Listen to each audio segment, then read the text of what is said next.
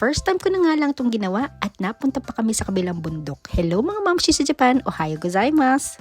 Yes po mga mamshi, tama po kayo nang narinig. Sa tagal ko na nga dito sa Japan, ngayon pa lang ako mag-snowboard. Samantalang nung dalaga pa ako ay nasa listahan ko naman ito. Ewan ko ba kung anong pinagagagawa ko dati? O siya, dahil first time natin mag-snowboard, ikikwento ko na lang sa inyo ang nangyari. Ito nga pala ay noong January 31, Saturday. Kasama nga pala namin ang mga ka-churchmate namin, mga young adult. Di bale, siyam kami lahat kasama si Bunso. Papunta nga pala kami sa Takasu Snow Park sa Gujo, Gifu. Di bale, malayo-layo nga pala yung biyahe namin. Mga 4 na oras pa. Kaya naman, madilim pa lang ay umalis na kami. At makikita nyo sa video ay marami ng snow. Ibig sabihin, malapit na kami sa aming destination. Pero bago yon, naandito nga kami para mag-rent ng helmet at saka gloves. Dahil kapag sa Takasu kami nag-rent ng aming mga gamit, mas mahal daw doon.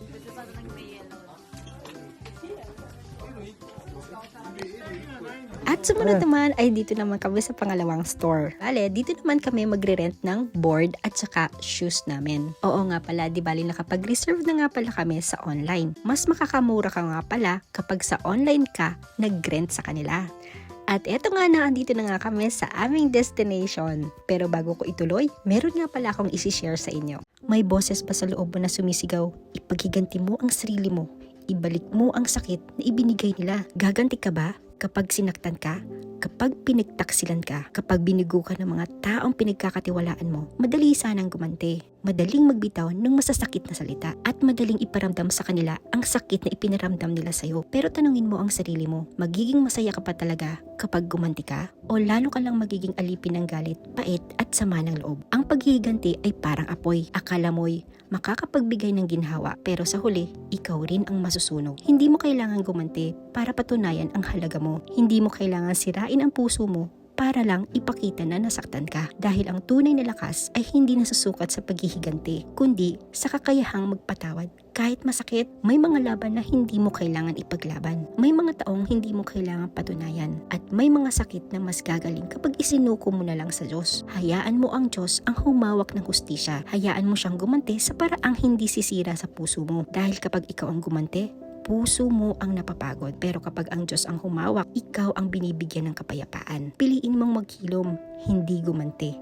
Piliin mong umangat, hindi gumante. At piliin mong maging ilaw kahit sila'y naging dilim sa buhay mo. Tandaan mo, ang kapatawaran ay hindi kahinaan. Ito ay kapangyarihan. Kapangyarihang palayain ang sarili mo mula sa galit. At kapangyarihang magpatuloy nang hindi dala ang galit ng nakaraan.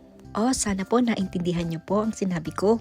O siya, balik na po tayo dito sa aking video. Kung makikita nyo nga po ay naandito nga pala kami sa itaas. Nakasakay nga pala kami sa cable car. Dahil pupunta nga pala kami sa dulo ng bundok na ito. Alam nyo ba, habang nakasakay ako dyan, merong halong takot. Dahil iniisip ko pa lang dyan ay paano kami bababa sa bundok na ito na naka-snowboard. Imagine nyo kasi, first time lang namin tapos nasamak na kami dito. At ang araw din yan ay dyan lang din ako tinuruan ng basic kung paano mag-snowboard. At eto nga, nakalapag na nga pala kami. Kung makikita nyo, diretso lang yung snow. Yung mga oras nga pa lang yan ay okay pa ako dahil akala ko ay diretso lang yung snow. Hindi pala, meron din palang mga level ito. At eto na nga, dahil hindi naman first time ni Daddy, kaya naman hiwalay siya sa amin. At yung ibang mga kasamahan namin na beginner din, ay nagkahiwalay-hiwalay talaga kami. Kung makikita nyo, kaming dalawa lang ni Bunso dito. Dahil sinusundan ko lang talaga siya. At eto na nga, makikita nyo sa video, ito yung pinaka-challenge sa akin. Imagine nyo lang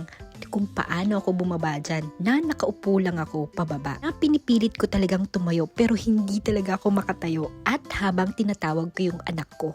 At ito na nga ang pinaka-challenge. Habang binabaybay nga namin ito ni Bunso, ay hindi namin alam at namamalayan na naliligaw na pala kami at ibang bundok na pala yung binabaybayan namin. Imbis na sa Takasu Snow Park kami pumunta, napunta kami sa Dynaland. At imagine niyo rin, dahil first time ako, ilang beses din ako bumagsak. Kaya naman, parang napuruhan talaga yung aking ribs. Kaya hanggang ngayon, masakit pa rin siya. Kaya naman ang nangyari ay nag-alay lakad talaga ako. Kaya naman itong araw talaga ay napaka-memorable sa akin. Imagine niyo yung anak ko, tinuruan lang din that time. Pero ang galing na niya, mapapasana all ka na lang talaga. At sabi pa niya na enjoy daw talaga niya ang pagpunta dito at pag-snowboard.